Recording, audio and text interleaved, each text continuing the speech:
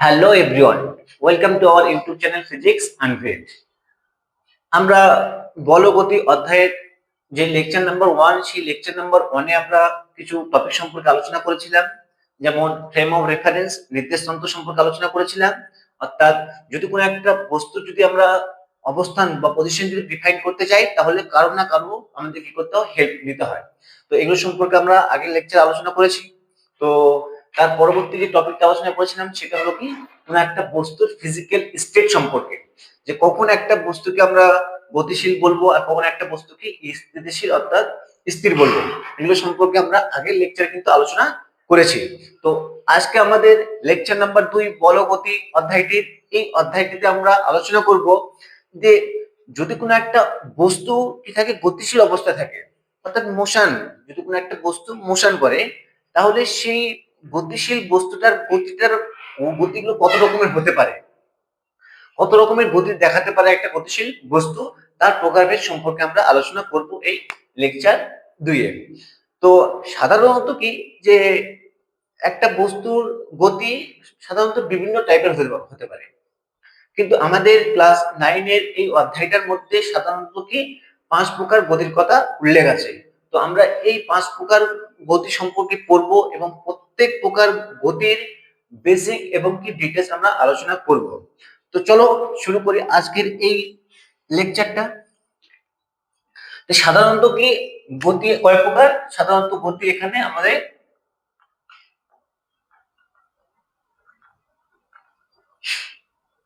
গতি 5 প্রকার। কি কি কি সেই 5 প্রকার গতি? তো এক নম্বর যে গতি সম্পর্কে আমরা আলোচনা করব সেটা হলো কি চলন গতি, যেটাকে ইংরেজিতে আমরা বলি কি ট্রান্সলেশনাল মোশন। 2 নাম্বার যে গতি সম্পর্কে আলোচনা করব সেটা হলো কি বৃত্তীয় গতি, যেটাকে ইংরেজিতে বলা হয় কি সার্কুলার মোশন। 3 নাম্বার যে গতিটা সম্পর্কে আলোচনা করব সেটা হলো কি ঘূর্ণন গতি, যেটাকে ইংরেজিতে কি বলা হয় রোটেশনাল মোশন।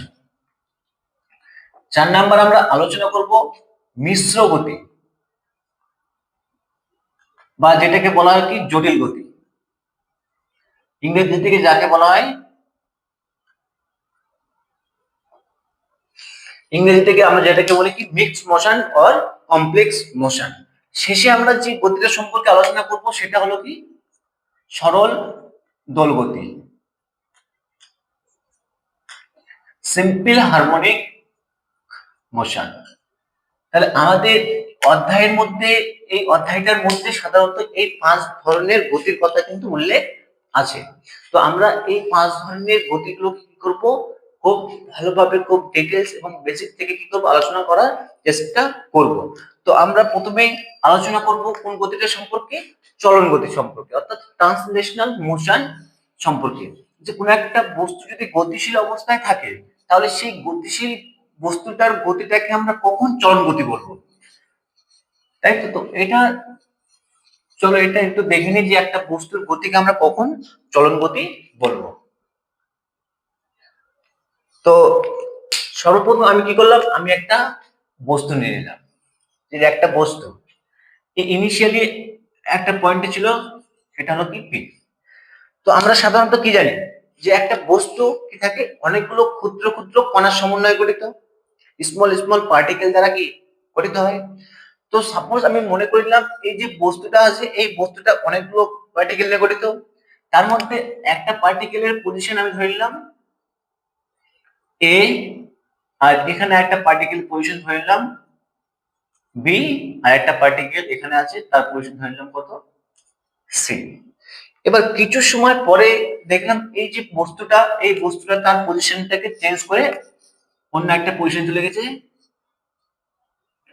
সেটা হলো কি পি ড্যাশ। বস্তুটা একটু বড় করে নিই, বস্তুটা একটা পয়েন্ট চলে আসছে সেটা হলো কি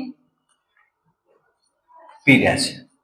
তো এখন যদি আমি এই যে পার্টিকেলটার পজিশনটা দেখি তাহলে এই পার্টিকেলের পজিশনটা হলো এই জায়গাতে, সেটা হলো ধরলাম এ ড্যাশ। এই যে বি পার্টিকেলের পজিশনটা ছিল সেটা হলো এই পয়েন্টে, সেটা ধরলাম বি ড্যাশ। আর এই যে সি পার্টিকেলের যে পার্টিকেলটা যে ছিল তার যে পজিশন সি, সেটা ধরলাম এই পয়েন্টে, সেটা হলো কি সি ড্যাশ। তো একটা বস্তুর আমরা তিনটা পার্টিকেল ধরে নিয়ে চলেছি এবং তাদের কি পজিশন গুলো এখানে দেওয়া আছে। তো এখন যদি আমি এই যে বস্তুর পি পয়েন্ট থেকে পি ড্যাশ পয়েন্টের মধ্যে এই যে ঘটনাটা ঘটলো, যে বস্তুটা এখান থেকে এখানে গেল, তো এই যে পার্টিকেল গুলো ছিল, এই পার্টিকেলটা আর এই যে পার্টিকেলটা, এগুলো এই দুটো পার্টিকেলকে যদি আমি যুক্ত করে দিই একটা স্ট্রেট লাইন দিয়ে, যুক্ত করে দিলাম এই বি এর সঙ্গে বি ড্যাশ, সি এর সঙ্গে সি ড্যাশ যুক্ত করে দিলাম। তাহলে আমরা যদি এখন দেখি যে এখান থেকে যে এই যে এ A dash, B B dash এবং সি সি ড্যাশ, যদি আমরা একটু দেখি যে এই যে এ এ ড্যাশ অর্থাৎ এ এ ড্যাশের মধ্যে যে দূরত্ব, যে দৈর্ঘ্যটা, বি বি ড্যাশের মধ্যে যে দৈর্ঘ্যটা, সি সি ড্যাশের মধ্যে দৈর্ঘ্যটা যদি কি হয় সমান হয়, কি হয় সমান হয়, তাহলে এই তিনটা দৈর্ঘ্য যদি আমরা দেখি, তিনটা দৈর্ঘ্য যদি কি হয় সমান হয়ে যায়, এবং কি করে এই যে তিনটা সরলরেখা, এক নাম্বার সরলরেখা এটা দিলাম, এটা 2 নাম্বার, এটা হলো কি 3 নাম্বার, এই তিনটা সরলরেখা যদি কি হয় পরস্পরের সঙ্গে কি হয় সমান্তরাল হয়, এটা 1 নাম্বার, 2 নাম্বার কি হয় যদি সমান্তরাল হয়, অর্থাৎ পরস্পর যদি কি হয় এরা প্যারালাল হয়।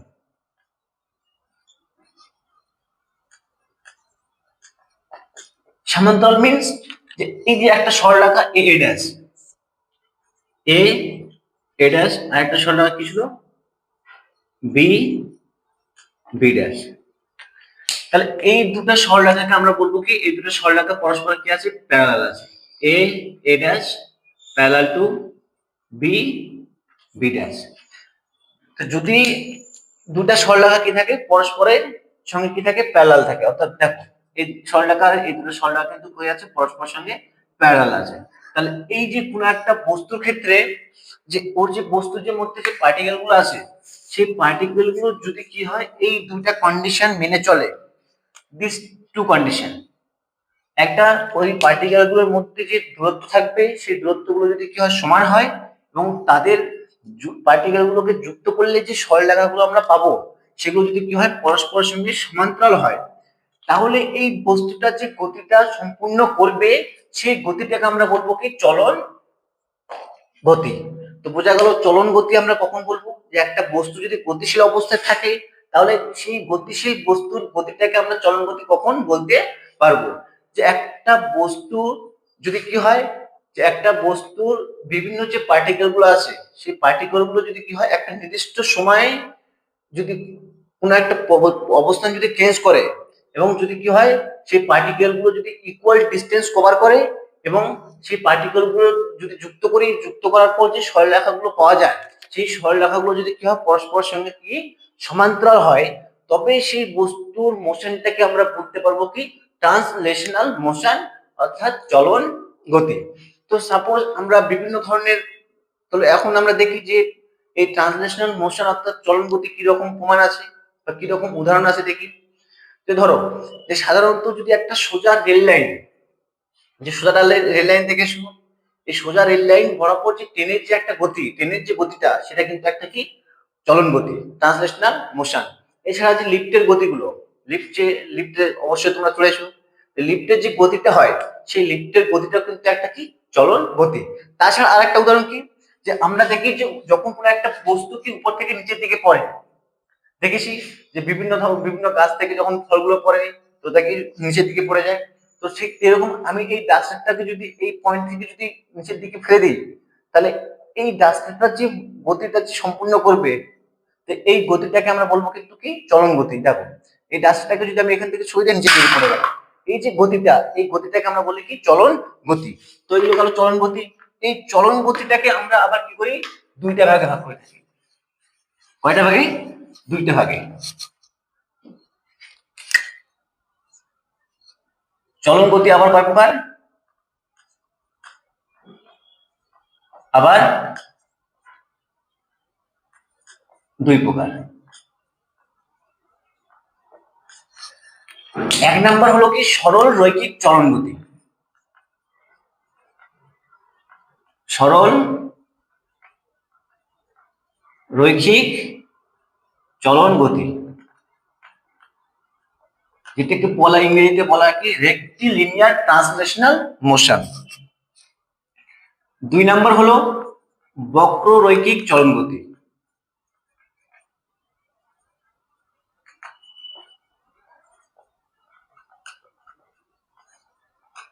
যেটাকে ইংরেজিতে বলা হয় কি curvilinear translational motion.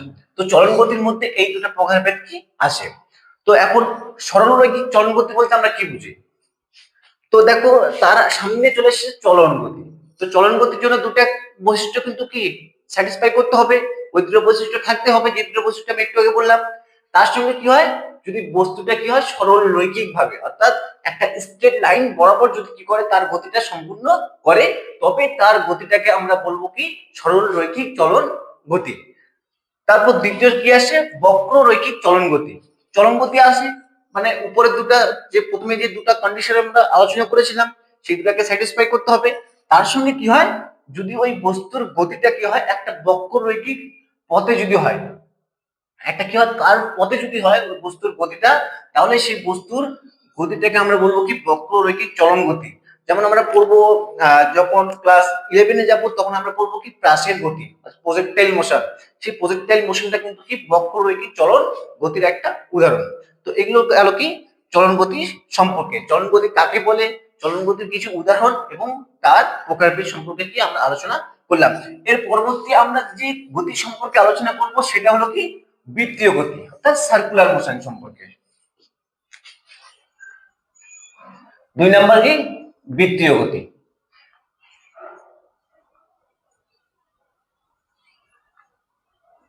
Circular motion.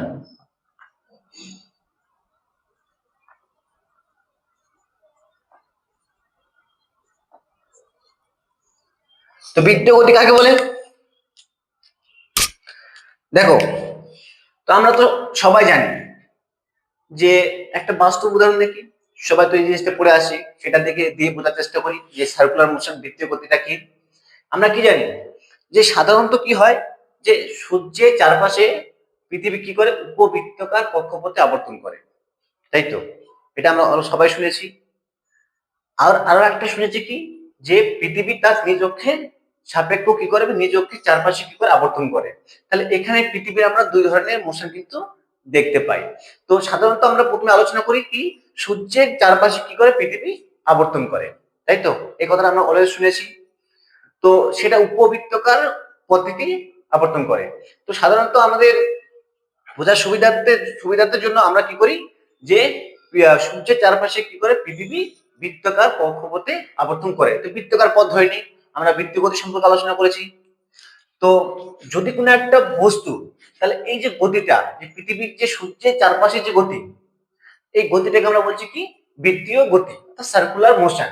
তাহলে কি বলবো যে একটা বস্তুর গতি যদি কি হয় একটা বৃত্তাকার পথে, একটা সার্কুলার পথে যদি হয়, তাহলে সেই বস্তুর গতিটাকে আমরা বলবো কি সার্কুলার মোশন বা বৃত্তীয় গতি। তো বৃত্তীয় গতি গেল, বৃত্তীয় গতি সম্পর্কে আমরা পড়লাম। তো বৃত্তীয় গতির আর কিছু কিছু কি জিনিস আমরা দেখে নিই, আরো অনেক কিছু বৃত্তীয় গতি সম্পর্কে আমরা অনেক কিছু পড়েছি, অনেক বাস্তব উদাহরণ দেখেছি, ঠিক আছে?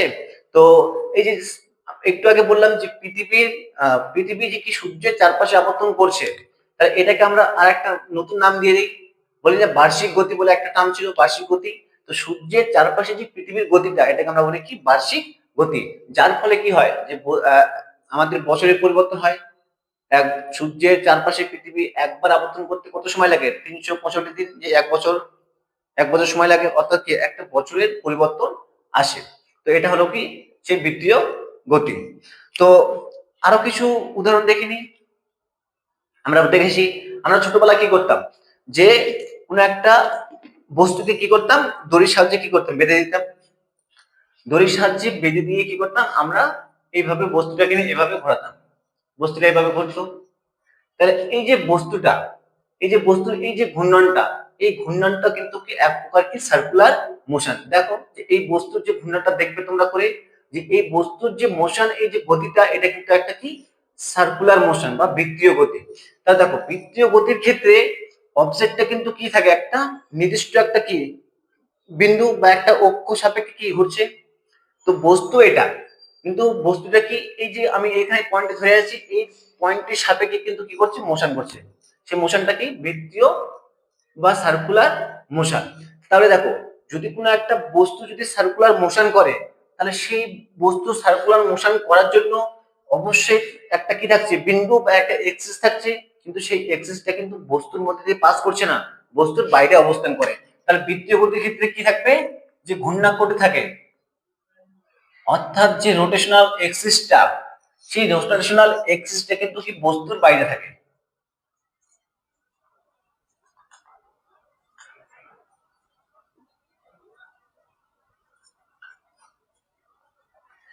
এবং তুমি, এবং কি যদি কোনো একটা বস্তু যদি কি করে সার্কুলার মোশন করে, অর্থাৎ যদি বৃত্ত পথে ঘোরে, তাহলে সেই বস্তুটাকে কিন্তু আমরা বিন্দু বস্তু হিসেবে ধরে নিতে পারি।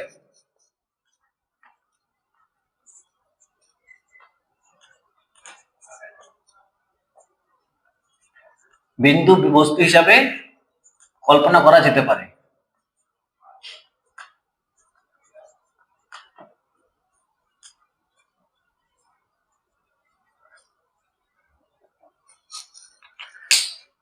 তাহলে এগুলো হলো কি বৃত্তীয় গতি সম্পর্কে কিছু বিশেষ কিছু কথা। তাহলে এই এই জিনিসগুলো কিন্তু কি বৃত্তীয় গতির ক্ষেত্রে কোনো একটা বস্তু যদি কি করে বৃত্তীয় গতি সম্পূর্ণ করে, তাহলে ওই বস্তুটার মধ্যে এই সমস্ত জিনিসগুলো কিন্তু কি হয়, লক্ষ্য করা যায়। তাহলে এটা হলো কি বৃত্তীয় গতি সম্পর্কে। এর পরবর্তী আমরা যে গতিটা সম্পর্কে আলোচনা করব, সেই গতিটা হলো কি, সেই গতিটা হলো কি রোটেশনাল মোশন বা ঘূর্ণন গতি। 3 নম্বর আমরা কি আলোচনা করব, ঘূর্ণন গতি,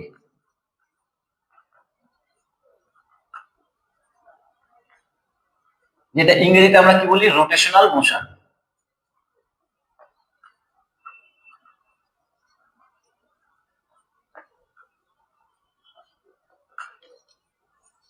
তো কাকে বলে ঘূর্ণন গতি?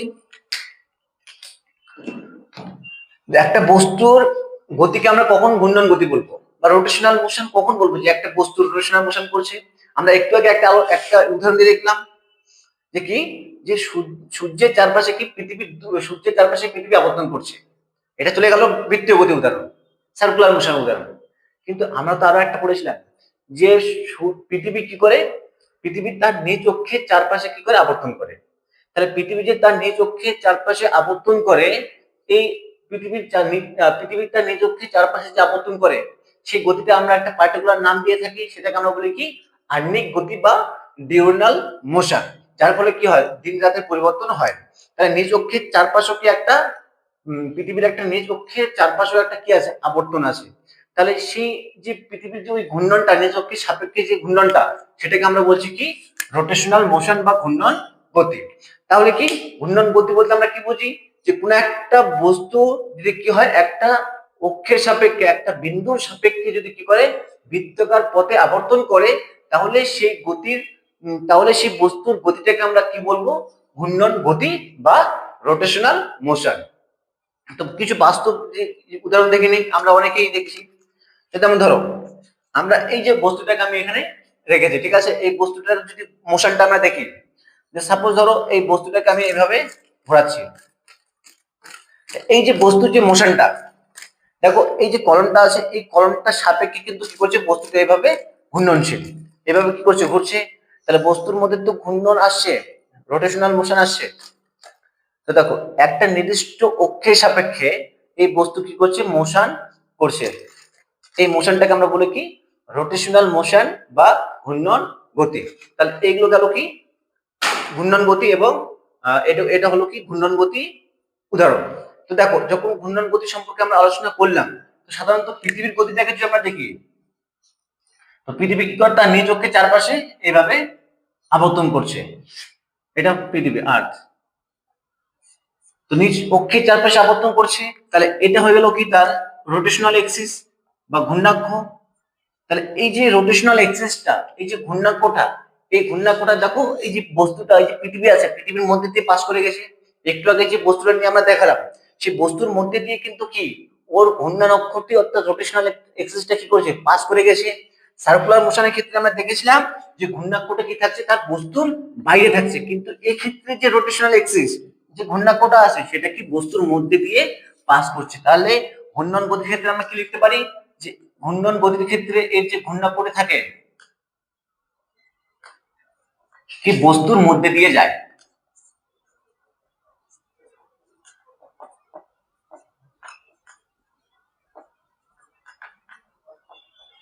কোন একটা বস্তু যদি রোটেশনাল মোশন করে তাহলে সেই বস্তুটাকে কিন্তু আমরা বিন্দু বস্তু হিসেবে ধরে নিতে পারবো না। বিন্দু বস্তু হিসাবে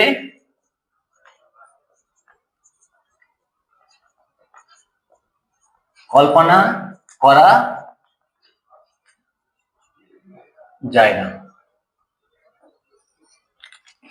এটা হলো কি ঘূর্ণন গতি সম্পর্কে আলোচনা। তো এছাড়া আরো কিছু কিছু উদাহরণ আছে। আমরা ছোটবেলায় অনেকে অনেকে এই জিনিসটা অনেকে ট্রাই করেছি, যে লাড্ডু গুলো পাওয়া যায়, আমরা কি করতাম, যে দড়ি পেঁচে নিচের দিকে দড়ি পেঁচিয়ে কি করতাম, মাটিতে ছুঁড়ে ফেলতাম। ছুঁড়ে দিতাম তো কি হতো, একটা নির্দিষ্ট বিন্দুকে কেন্দ্র করে ওই লাড্ডুটা কিন্তু ঘুরতো। ওই যে লাড্ডুর যে ঘূর্ণনটা একটা নির্দিষ্ট অক্ষের সাপেক্ষে যে ঘূর্ণন, সেই ঘূর্ণনটা সেই যে রোটেশন সেটাই হলো একটা ঘূর্ণন গতির উদাহরণ। আমরা অনেক জিনিসই করেছি, যার যে জিনিসগুলো কি আমাদের এখন পড়তে হচ্ছে। আমরা কখনো ভাবিনি যে এই সমস্ত জিনিস আমাদের কি করতে হবে, পড়তে হবে। তো আমরা চলন গতি আলোচনা করলাম, বৃত্তীয় গতি আলোচনা করলাম, ঘূর্ণন গতি আলোচনা করলাম। এর পরবর্তী যে গতিটা সম্পর্কে আমরা আলোচনা করবো সেটা হলো কি মিশ্র গতি বা জটিল গতি, mix motion or complex motion. 4 নম্বর কি মিশ্র গতি,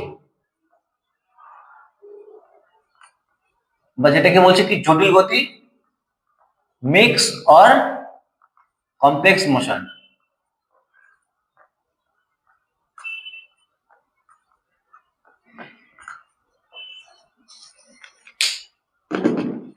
দেখো যে চলন্ত গাড়িগুলো দেখেছি আমরা, যে গাড়িগুলো যখন চলে তো দেখি তার যে চাকাটা কি হয়, তার চাকাটা ঘোরার সঙ্গে সঙ্গে কি হয়, সামনের দিকে এগিয়ে যায়। তো যেমন চলন্ত মোটর সাইকেলের চাকার যে গতিটা, চলন্ত সাইকেলের চাকার যে গতি, সেগুলো কিন্তু এক প্রকারের কি মিশ্র গতি, যে গতিটা দেখায় তাহলে সেগুলো কি বলে মিশ্র গতি।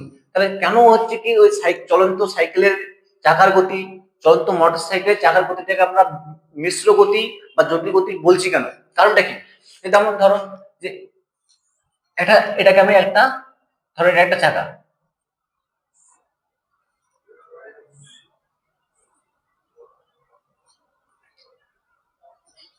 তো ইনিশিয়ালি এর মধ্যে কি ঘূর্ণন তৈরি হয়, চাকাটা এভাবে ঘুরবে, ঘরে তো। তো ইনিশিয়ালি এটা পি পয়েন্টে ছিল। এবার যদি চলন্ত গাড়ি বা মোটরসাইকেল বা সাইকেলের চাকা যদি আমরা দেখি, তো কি হয়, সাইকেলটা যখন চাকাটা ঘুরে নিশ্চয়ই সামনে দিয়ে এগিয়ে যায়। তো তো নিশ্চয়ই চাকাটা ঘুরতে ঘুরতে কি হবে, চাকাটা কিছুটা এভাবে চলে যাবে, ধরলাম এই পয়েন্টে চলে আসবে। একটু ভালো করে আঁকিয়ে দিই।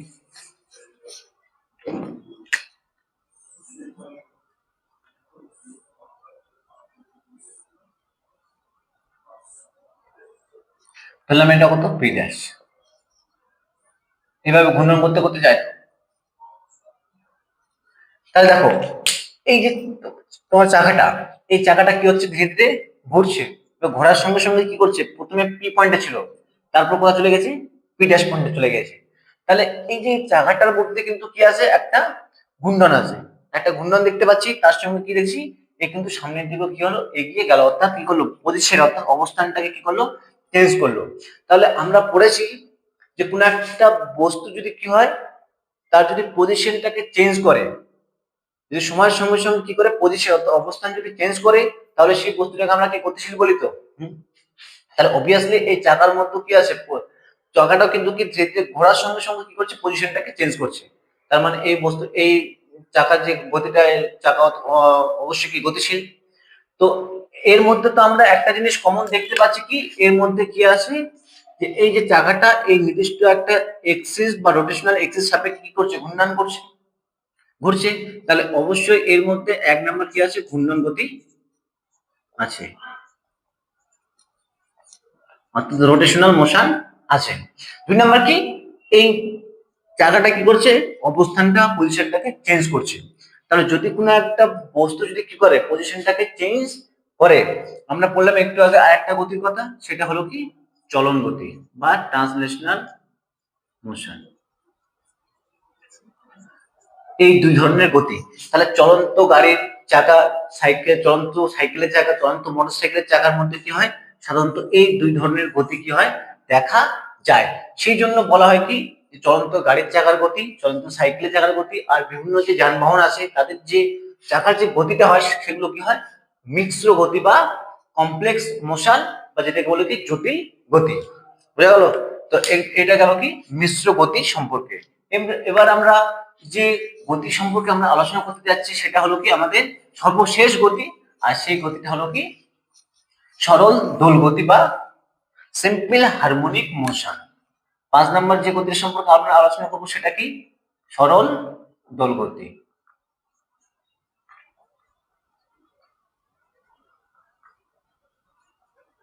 Simple harmonic motion.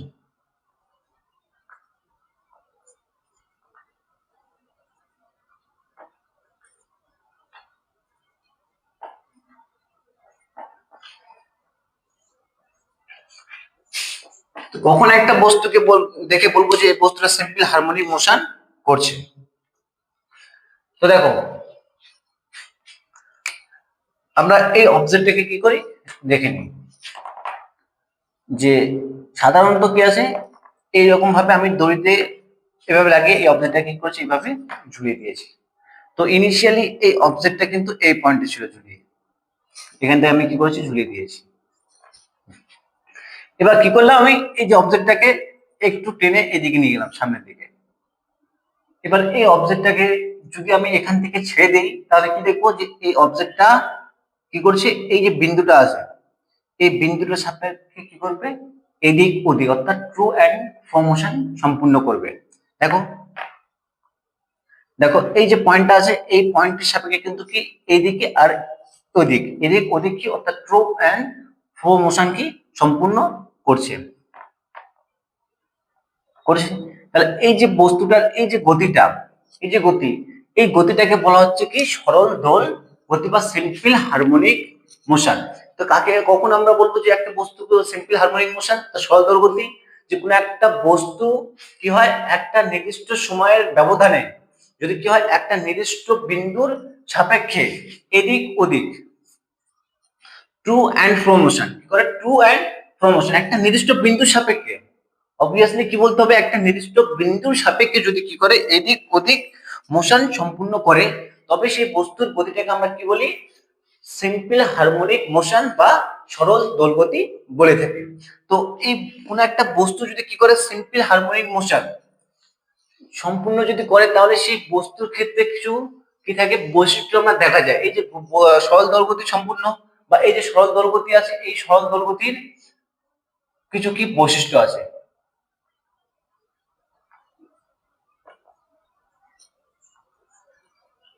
তো কি কি সেই বৈশিষ্ট্যগুলো, যেমন দেখো আমি ধরলাম আমি এম ভরের একটা অবজেক্ট এইভাবে এখান থেকে ফিক্স করে এখান থেকে কি করেছি টাঙিয়ে দিয়েছি বা ঝুলিয়ে দিয়েছি। তো এই বস্তুটাকে যদি আমি কি করি এখন এই পয়েন্ট থেকে কি করে এই পয়েন্টে নিয়ে যাই, আমি এই পয়েন্টে নিয়ে চলে আসলাম।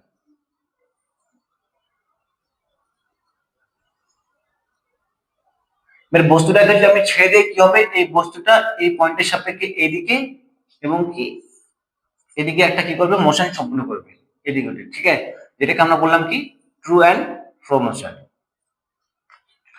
তো কি এই যে বস্তুর যে এখন এই যে বস্তুর যে একটা ডাইরেকশন দেখতে পাচ্ছ অবভিয়াসলি কি এইদিকে যখন যাচ্ছে তখন কি এইদিকে যাওয়ার চেষ্টা করছে, এই যে নির্দিষ্ট বিন্দুর দিকে যাওয়ার চেষ্টা করছে, এইদিকে যখন ছিল তখন কি এই বিন্দুর দিকে আসতে যাচ্ছে। তাহলে আমরা বলতে পারি যে সরল দোলগতি সম্পূর্ণ কোনো একটা বস্তুর যে অভিমুখটা সেটা কি হয় একটা নির্দিষ্ট বিন্দু অভিমুখী হয়, এই যে নির্দিষ্ট বিন্দু অভিমুখে থাকে, তাই তো?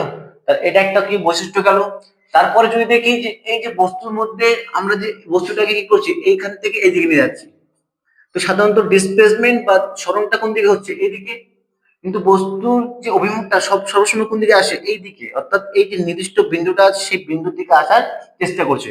তাহলে অবশ্যই এই দিকে একটা এই বস্তুর মধ্যে ফোর্স লাগবে। সেই ফোর্সটা কি হবে, অবশ্যই কি থাকবে, এই যে বিন্দুটা আছে এটাকে বলে আমরা ইকুইলিব্রিয়াম পয়েন্ট। এই ইকুইলিব্রিয়াম পয়েন্টের সাপেক্ষে তো বস্তুটা এদিক ওদিক টু অ্যান্ড ফ্রো মোশন করছে। তো এই যে বস্তুটার মধ্যে যে ফোর্সটা লাগবে সেই ফোর্সটা কি থাকবে, অলওয়েজ এই যে নির্দিষ্ট বিন্দুটা আছে, যে ইকুইলিব্রিয়াম পয়েন্টটা আছে সেই দিকে লাগবে।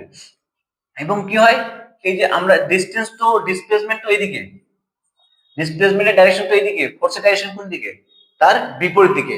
সেই জন্য বলা হয় যে force directly proportional to negative of x. যে ফোর্সটা কি হয়, ডিসপ্লেসমেন্টে নেগেটিভের সঙ্গে কি প্রপোর্শনাল। এই নেগেটিভ চিহ্নটার মিনিংটা হলো কি, বস্তুটাকে আমরা যেদিকে ডিসপ্লেসমেন্ট করছি তার অপোজিট দিকে কি হচ্ছে, ফোর্স ফোর্স থাকবে। এটা হলো কি, এই যে সরল দৈর্ঘ্যতি সম্পূর্ণ কোন একটা বস্তুর এইরকম কিছু বৈশিষ্ট্য কি আমরা দেখতে পাই। আমরা ছোটবেলায় আরো অনেক কিছু দেখেছি, আমরা অনেক কিছু উদাহরণ সরল দৈর্ঘ্যতি দেখেছি। যেমন ছোট বাচ্চাগুলো কি করা হয়, যে কোনো একটা দোলনাতে নিয়ে কি করা হয়, ঝুলিয়ে দেওয়া হয়। তো ওই যে দোলনার যে দোলনটা হয় একটা নির্দিষ্ট বিন্দুর সাপেক্ষে তো কি দুলতে থাকে, তো সেই গতিটাও কিন্তু একটা কি সরল দোল গতি। তো আমরা এই লেকচার 2 আমরা কোন একটা গতিশীল বস্তুর যে বিভিন্ন প্রকার গতি, সেই গতি সম্পর্কে আমরা আলোচনা করলাম। তো আজ এই লেকচারটা আমি এখান থেকে শেষ করছি। পরবর্তী লেকচারে আবারও দেখা হবে তোমাদের সঙ্গে, ঠিক আছে? তো আজ এখান থেকে এই ভিডিওটা আমি শেষ করছি।